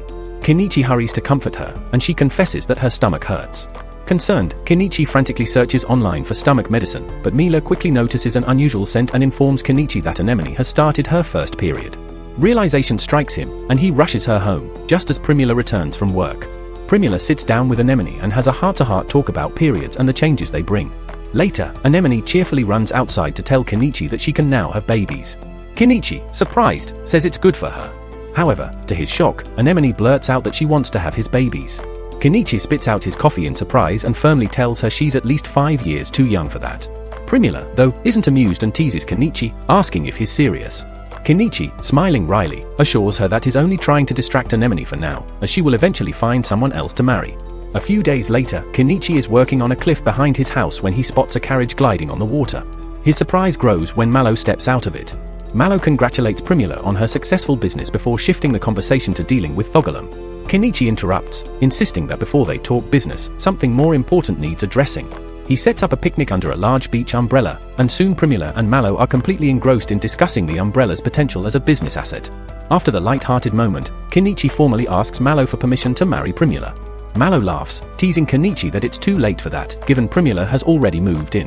The conversation warms their hearts, and later Kenichi throws a party to celebrate his newfound familial bond with Malo. Meanwhile, Malo begins expanding his influence in the city's market. Old friends arrive to visit Kenichi. Crompton and Paul are among the guests. Paul is initially thrilled to see Primula, but his joy fades when he learns she is married to Kenichi. Heartbroken, Paul comes to terms with the fact that he lost his chance with her and accepts that she chose the better man. With more allies by his side, Kenichi focuses on dealing with Thogolum. He heads to the market, where Lady Cannon and her husband also confront the notorious merchant. Kenichi strides confidently toward Thogolum's trading stalls and casually asks if they are interested in buying goods. A merchant nods, and Kenichi announces that he has something valuable to sell. Without hesitation, he pulls the corpse of a giant spider monster from his item box. Chaos erupts in the market, and the merchant nervously asks if Kenichi is trying to start a fight. Kenichi confirms his identity with a calm demeanor, just before Thogolum's henchmen storm in, weapons raised. They immediately recognize Kenichi as the mage who has been interfering with their operations. With a sharp retort, Kenichi vows to make them pay for harassing his wife. Thogolum orders his men to attack, confident that Kenichi is alone. But Kenichi isn't without backup. Paul, Croton, and others rush in to assist. Despite Thogolum's boast about superior numbers, the scene shifts when Vel, the sacred bobcat and a beloved member of Kenichi's family, leaps in front of him. The sight of the powerful bobcat causes the catfolk to retreat in fear, unwilling to engage with such a formidable creature. Thogolum, forced to retreat, slinks back into his stronghold. Kenichi and his allies follow, only to encounter a group of dog mercenaries who waste no time in challenging Vel. Upon seeing their leader, Vel's agitation becomes evident, and Kenichi realizes that this very dog is the one responsible for previously harming her. Without hesitation, the mercenaries attack. Paul steps up to engage their leader while Miley and Naimina demonstrate their exceptional archery skills against the rest, with Croton's friend assisting in pushing the dogs back. The dog leader and Paul clash fiercely, each blow evenly matched. To shift the balance, Kenichi summons a mini excavator from his item box, causing chaos as he demolishes parts of Thogolum's estate and hurls debris to incapacitate the goons. Realizing he's cornered, Thogolum attempts to flee, but Kenichi pursues. Outside, Kenichi swaps to a larger excavator and continues his assault, leveling Thogolum's shop. As the building crumbles, Thogolum panics. Malo intervenes, urging Kenichi to halt the destruction, suggesting that the building could serve as their headquarters. Thogolum curses both Malo and Kenichi, threatening that the law will punish them for trying to kill him. With a defiant smirk, Kenichi retorts, pointing out that the moment Thogolum armed his men, he became an accomplice to a plot against the Viscount's life. Just as Thogolum is about to respond, the Viscount steps forward, acting as if Thogolum had been conspiring to assassinate him. He offers Thogolum a chance to leave the city and escape punishment, which Thogolum, cornered, begrudgingly accepts. Before leaving, Thogolum warns Malo to reconsider why his daughter was kidnapped, implying deeper schemes. At that moment, a messenger arrives from the royal capital with urgent news. The king demands Kenichi's presence. The Viscount confirms the authenticity of the letter, and Thogolum bitterly comments that the most noticeable individuals are often the ones targeted. Kenichi, however, is left deep in thought about Thogolum's words, suspecting that jealousy from powerful figures might be behind Primula's kidnapping. The realization fuels his anger, and he vows to protect her at all costs. That night, as the town sleeps, Kenichi gathers Primula and Malo and announces that he will cease supplying new items for the time being, fearing further attention. Primula, however, refuses to let him bear the blame. She argues that taking risks is part of achieving success, and despite the dangers, she declares that she has chosen to stand by him, no matter the consequences. She points out that the royal family would eventually call on him, and now she wants to face it with him. The next day, Kuroto departs with his wife and daughter to settle in Paul's territory, while Anemone tearfully bids farewell to her best friend, Mary. With the situation in motion, Kenichi decides to take matters into his own hands. He packs his belongings and asks Lady Cannon and the Viscount about the consequences of fleeing to avoid going to the capital. Their frantic responses make it clear that running would be seen as an act of rebellion, and they would be held accountable. With no choice left, Kenichi resolves to head to the royal capital, though his girls refuse to let him go alone. The group sets off, and despite the capital's beauty, its labyrinthine roads quickly cause Kenichi to lose his way. In the midst of his wandering, he accidentally crosses paths with a patrol of castle guards. He quickly shows the letter from the king, and after about an hour, the guards return with the princess and her retinue. The princess is thrilled to meet the famous Kenichi, especially since it has only been 2 weeks since the letter was sent, leaving everyone stunned by his rapid arrival. Her advisors immediately demand an explanation, to which Kenichi casually replies that he simply traveled here on his magical beast. At this, the princess becomes eager to see this magical transport for herself. Kenichi obliges by summoning his car, which exceeds her expectations in both beauty and power. She excitedly requests a ride, and though Kenichi agrees, he teases her while driving, warning her that accepting rides from strangers can be dangerous and jokingly asking, "What if I decided to kidnap you?" To his surprise, the princess finds the idea thrilling and even says she wouldn't mind being kidnapped. Kenichi, realizing he doesn't want to risk becoming a fugitive, prudently drives her back to the castle gates. Once there, as she disembarks, her advisors reprimand her for choosing to ride in an unfamiliar magical beast. They insist that if anything had happened, the king would have them all executed for their recklessness. Unfazed, the princess retorts that they should resign if they can't manage her behavior. Then, with a playful smile, she confesses that she truly likes Kenichi and, in an unexpected gesture, tells him he can call her Lilith. She further surprises him by offering any reward he desires. After a moment of consideration, Kenichi asks if she would allow him to use part of the garden's land to set up a campsite. The request catches her off guard as she wonders why he wouldn't simply stay in the castle's quarters. Kenichi explains that his family has beast folk, and many places don't accommodate them, so he wants to ensure they stay together. Understanding his situation, the princess agrees to let him camp in the garden. Since Kenichi arrived early, he might have to wait up to a month before securing a formal audience with the king. Kenichi and his group are then escorted to the garden, where they begin setting up their new living quarters. As soon as Kenichi summons his house, Lilith lights up with excitement and rushes inside to explore every corner. Kenichi follows her shortly after, trying to convince her to come out, but Lilith, with sparkling eyes, insists on staying there permanently. Her advisors immediately caution her, and Kenichi pragmatically asks if she's sure about this decision. After all, he doesn't have much in the way of luxurious amenities. Nevertheless, Lilith is content to be there, so Kenichi resolves not to interfere. He continues setting up the house, adding a second room. With most of the house finished, the last task is to create a bathroom. Kenichi summons his trusted Bako and begins digging when, unexpectedly, Lilith climbs into the machine and sits on his lap. Having heard many tales of the Bako's inner workings, she wants to witness it in action. Kenichi, seeing no harm in her curiosity, continues his work. Once finished, he carefully helps the princess out of the Bako. However, as she emerges, a knight in her service draws his sword and shouts at Kenichi for handling her so casually. The knight then lunges at Kenichi with lethal intent. Quick on his feet, Kenichi conjures a shield to block the attack and pulls out a crossbow in retaliation. The knight retreats to dodge the crossbow bolt, but Anemone, determined to protect Kenichi, launches a fiery attack at the assailant. The royal mage intervenes, blocking the fireball just as Anemone prepares another. Before she can act, Lilith steps in between, ordering the fighting to stop. Impressed by Anemone's magical skill, Lilith formally introduces herself and asks about the other spells she can cast. With a shy smile, Anemone reveals she's also mastered explosion magic, a feat so powerful that had she used it, the knight and everyone else would have been reduced to ash. Later that evening, as Kenichi prepares dinner, the princess is captivated by the delicious smell wafting from the kitchen. However, she's puzzled by the unfamiliar white substance on her plate. Kenichi explains that it's rice, and if she's uncomfortable with it, he can serve her bread instead. But she insists she prefers the rice. Once the meal was ready, Kenichi served Lilith a generous portion of rice and curry, which she ate with great enjoyment. Intrigued, she asked if it was common for ordinary people to enjoy such flavorful dishes, explaining that she had never tasted anything quite like it. Kenichi sighed, explaining that spices were hard to come by for the common folk, as the spice syndicate kept raising the prices. Lilith, aware of the spice syndicate's history, asked if Kenichi knew which spices were used in the dish. Unfortunately, Kenichi admitted that he wasn't the one who prepared it, but he offered to give her a can of the spices so she could try making it herself. Lilith eagerly accepted the challenge and decided to experiment with the spice blend. As she continued eating, Lilith found herself particularly fond of the spoon and plate Kenichi had provided. She asked if she could buy them, and Kenichi agreed, but mentioned he needed to check with Primula first. Under normal circumstances, he would sell the plate for 20 gold and the spoon for 10 gold, but since it was the princess, he figured he could charge 20 gold for each item. In the end, he set the price at 40 gold for a set, and Lilith, delighted with the deal, bought 10 sets. Kenichi gladly supplied the elegant dinnerware, and Lilith, now impressed by his merchant skills, was convinced he was a legitimate trader. Feeling more at ease, Lilith casually asked if Kenichi had any black market items for sale. Kenichi neither confirmed nor denied it, but he refused to offer anything illicit. As they spoke, Anemone began to feel a sense of jealousy over the closeness between Kenichi and the princess. Lilith, however, assumed Anemone was simply Kenichi's daughter. Although Kenichi considered Anemone family, he clarified that they were not related by blood.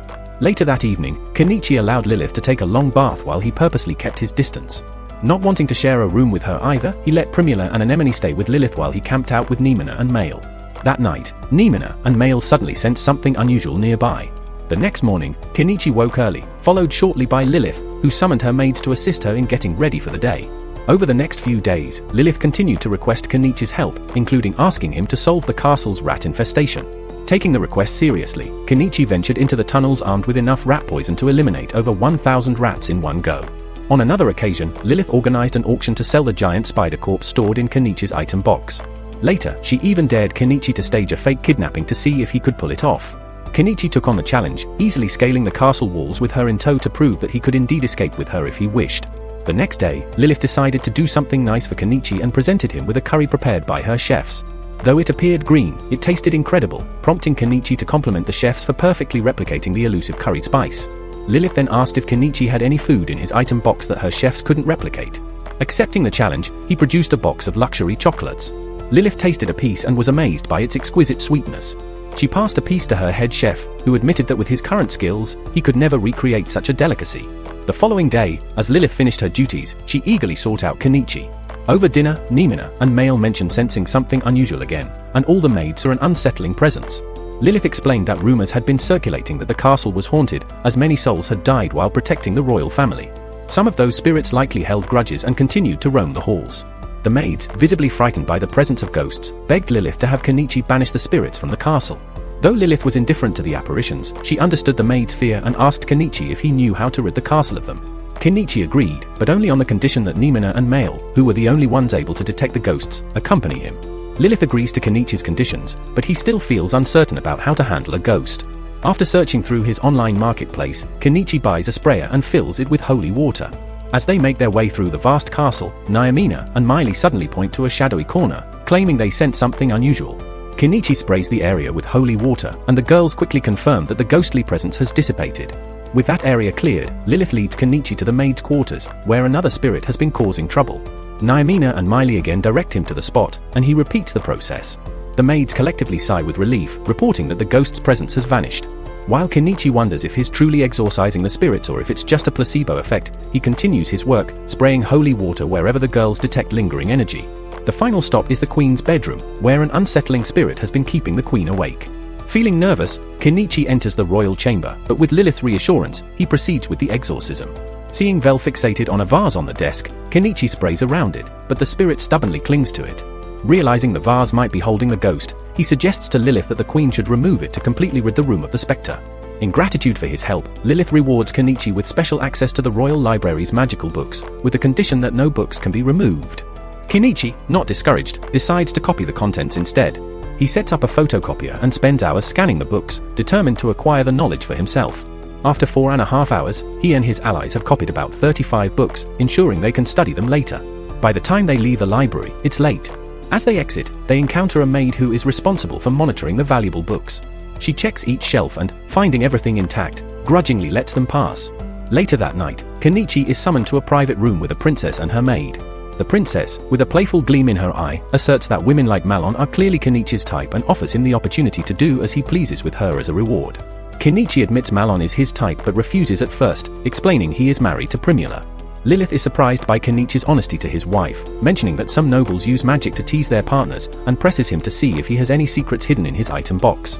Eventually, Kenichi confesses and even buys a more daring outfit for Malo. When Malo insists they take it slow, he moves toward her, and amid excited shrieks, it's clear Kenichi has struck yet another deal with Lilith. After that eventful day, it's time for Kenichi to meet with the king, and they are promptly escorted to the meeting room. Thanks for watching. Subscribe so you don't miss the next part.